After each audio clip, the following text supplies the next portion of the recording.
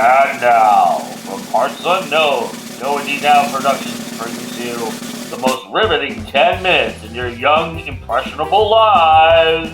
It's the 10-Minute Drill! Here's your host, Joe Compton! Yes, it is I, Joe Compton, and welcome to the 10-Minute Drill. Oh, it's so nice of you to be here. Thank you so much for all that you do for our shows, not just this show, but every show that we produce. And we're so glad that you're enjoying this show. We really appreciate all the likes, the shares, the comments, and the subscriptions that have come on the basis of this show. We really, really appreciate your participation. And we'll talk more about that here in a moment. But it is the last episode of the conventional tournament that we've been hosting for the past few weeks. This is the last team to take it on, and they are the Overworker Bees, and I'm excited to bring you their 10-minute drill, and we'll see if they can make the page turner sweat a little bit as we head into this final competition. But there is one more show left, and stick around to the end to find out what that's all about. But for now, let's get the rules, meet our team, and play the game. The rules and the scoring of the 10-minute drill. 10-minute drill is 15 questions or 10 minutes, whichever comes first. Players will take alternate turns answering one question, and then the next question comes only after everybody has answered. A player can pass, but they can only pass once within the game, so they have to use it wisely. If they use the pass but cannot come up with an answer, the clocks keep on running until they answer. The tiebreaker for the scoring goes like this. It is the fastest finish time versus the most questions answered versus the least amount of passes. So if you finish the 15 questions, your fastest time will be the leader. If nobody has ever finished the 15 questions and you get to the 10 minutes, then the ones who have answered the question the most will be the leader. And thus, if there's still a tie after questions answered, then the team that has used the least passes. Now, if there is an uber three-way tie and everything is equal, then we go by the average answer time of each player. If by some happenstance there's still a tie, well then Armageddon has occurred and you all need to run. But that is how the 10-minute drill goes. Pretty simple. I'm Jim Jackson, author, musician, and of course, gentleman. I write some what I call pulp mythology, which is kind of pulp memes, and then adds world beasts and creatures from world mythology in there. And also, I've got a nonfiction line about the power of storytelling. You can find more at reallygoodstory.com. Hi, I'm Julia. I write as J.K. Allen. I am head editor and president of Three Furies Press, and I primarily write young adult urban fantasy, but I do dabble in other genres like horror and poetry. So, greetings, fellow humans. I am J.D. ESTRADA. I am a multi-genre author, which always is off-putting for people, but I'm actually not that bad. I write poetry, I write middle grade fantasy, I write urban fantasy, I write nonfiction. I'm working on a ton of stuff. I actually have a short story that came out in a Spanish Puerto Rican horror collection earlier this year called No Cierres los Ojos. I like to consider myself a Renaissance geek, if you will. And today's mental lubrication is brought to you by Wild Leap. It's from Georgia. This is a transcontinental IPA. It sounds really fancy and it tastes really nice. Hi, I am DEBRA PARMLEY, and a multi-genre author. I write primarily right now. I write military romantic suspense, lots of those. I started out writing gritty Western historicals, and I love a good gunfight. I've also written fairy tale romance and dystopian futuristic romance and paranormal romance, and you're going to see even more genres in 2020. And Hey. you can find me at DebraParmley.com. Is everybody ready to play the drill? Yes. Yes, All I right. think so. Here we go, Mr. Jim Jackson.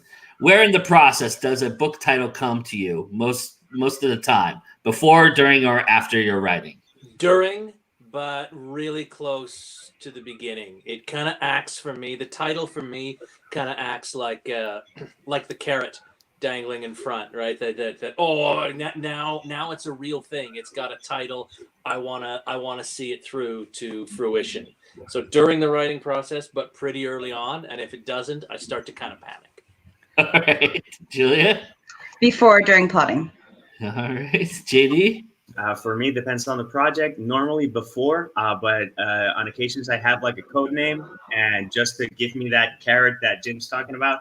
To give you an example, for Shadow of a Human, the original working title was Demon Cleaner.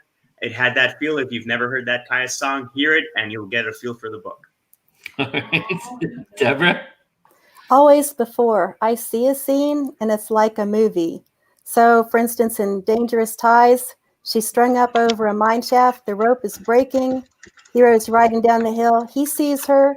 I see her. That was the start of that story. All right, Deborah. What's worse, a crowded mall at Christmas or a 1-star review?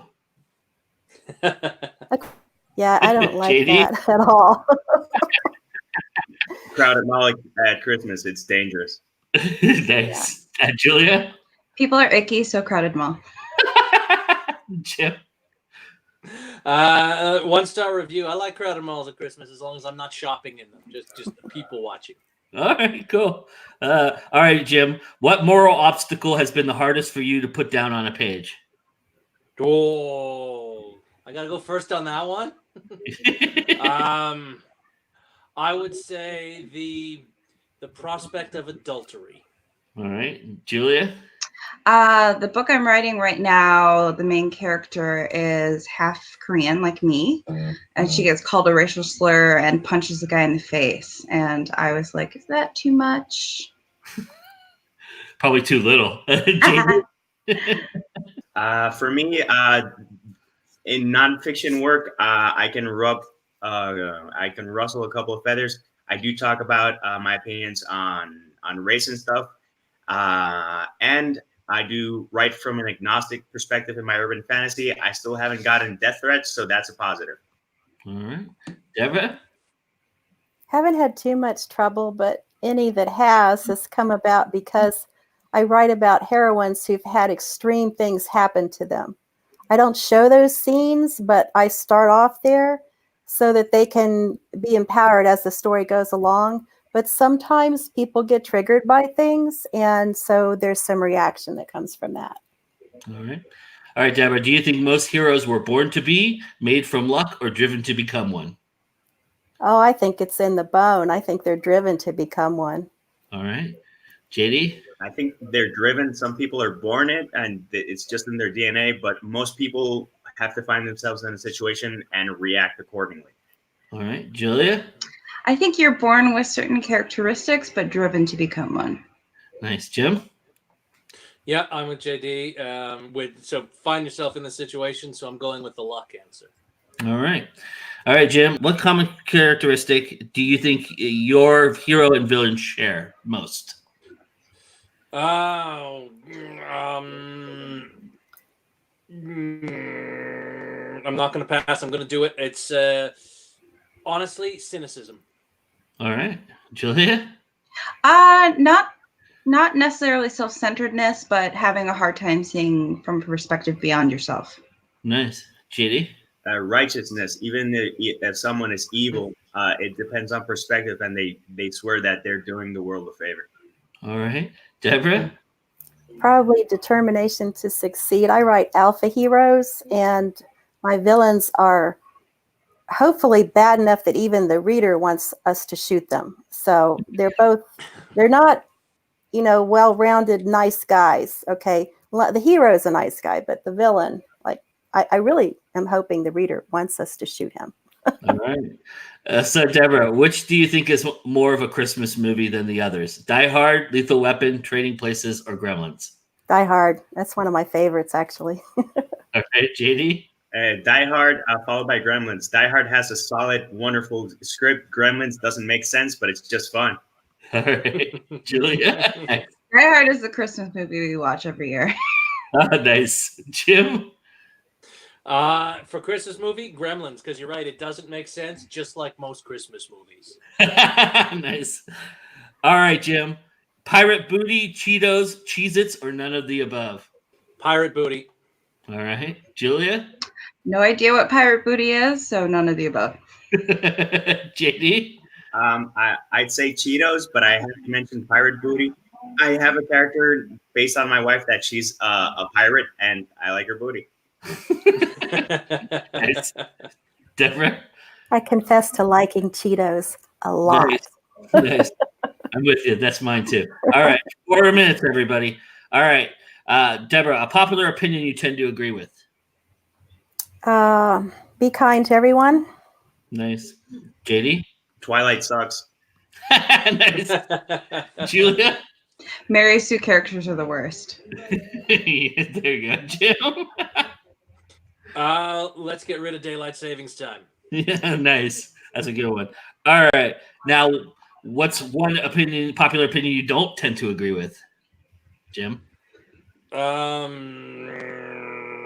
Pass. Julia? This one I'm kind of torn on. The whole pass. All right, JD? I got an answer. I do not like Avatar at all, and I think it's derivative and lame. And the only good thing is Sigourney Weaver. Everything else for me sucks ball sacks. I'm going to take JD's answer. That was a good one. All right. I'll allow it, Jim. That we have to be on all forms of social media 24/7. I disagree. Okay, Deborah, you ready? Yep. Hugs, kisses in the cheek, or fist bumps? Rank them from first to last. Well, fist bumps for everybody, hugs for most people, and kisses for special people. Nice. JD, that's awesome. In terms of my favorite, hugs. To be really quick with a good example, when Mom was in her cancer treatment, there was a patient. I saw Mom and I gave her a big hug, and then a patient's like, "Oh, I wish someone would give me a hug like that." I gave her that hug and I made her day.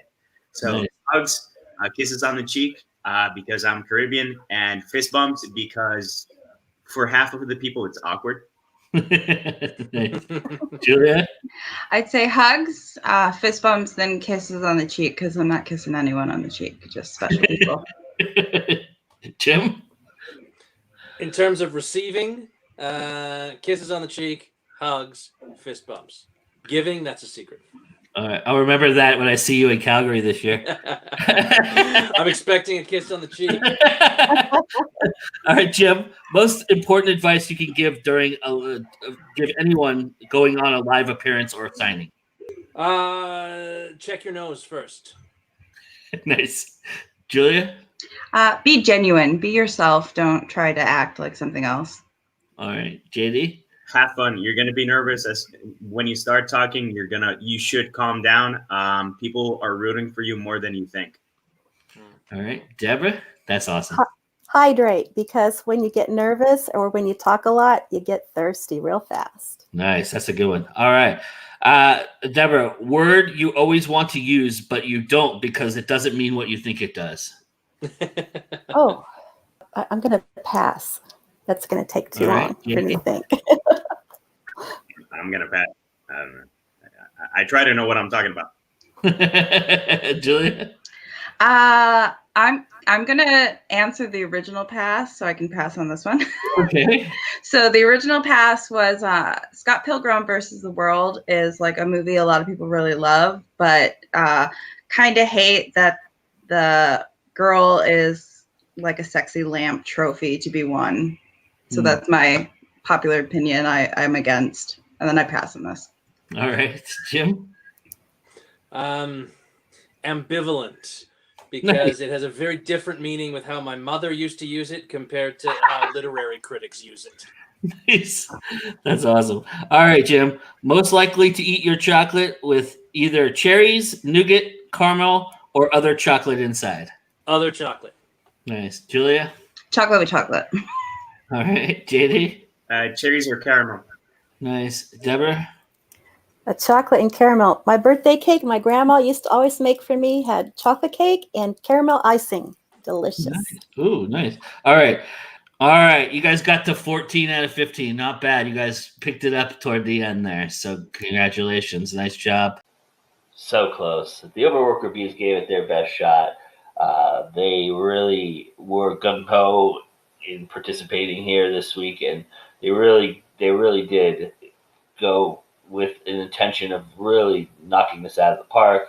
It's a lot harder than it looks, though, and the questions, because you don't know what's coming, can throw you and trip you up a little bit, and sometimes you get in your own way, and that happens.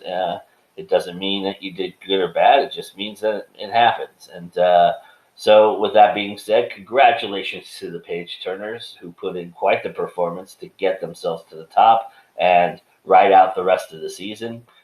They came in mid-season and just held on, and really were never truly that threatened by what they set, and they set a high standard. It's great to have them as our inaugural champions.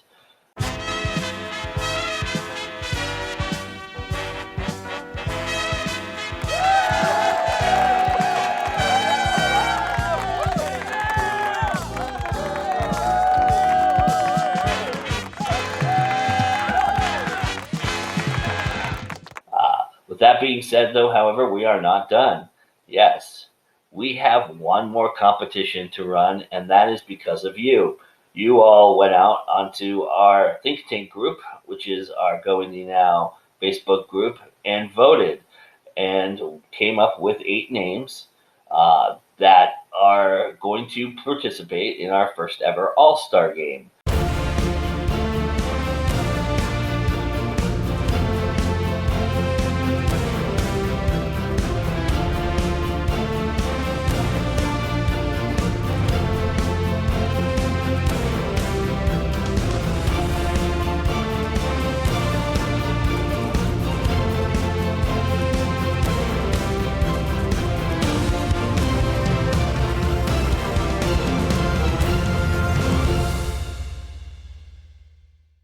Yes, we have 8 great players who played the game before. We're going to participate in a little bit more of a different game. It's a head-to-head competition. It's going to be a lot of fun. I've been talking with the teams, and we've set the teams, and we've put it together, and I can't wait for you guys all to check that out. It'll be very, very interesting because it'll be the first time that the 10-minute drill will be live. Yes, you heard me right. We will be live Sunday, December 22nd at noon Eastern Time, 11 Central, 10 Mountain, 9 Pacific, and then the rest of the time zones, well, you're just going to have to figure that out. Sorry.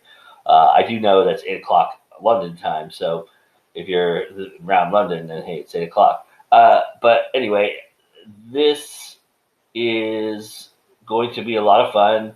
We have 2 good teams, 8 great players, and I think you're going to have a lot of fun interacting with them as well. We've got a great, great show lined up. So come and check us out. We will be live again Sunday, December 22nd. That's a few days from now. Hopefully you're watching this live or as close to that as possible so that you don't miss it.